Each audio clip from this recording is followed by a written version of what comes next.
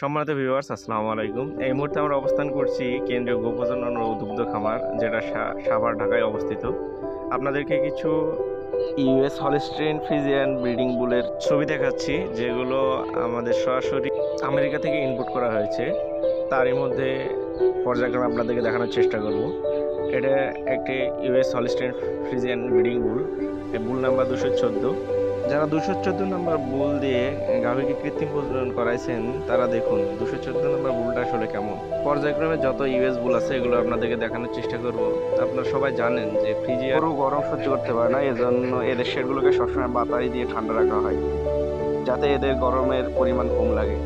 এবার আপনাদেরকে এমন একটি ইউএস হলস্টেইন ফ্রিজিয়ান ব্রিডিং বুল দেখাবো, যেটা মোটামুটি বাংলাদেশের সব জেলাতেই এর সিমেন্ট সরবরাহ করা হয়েছে।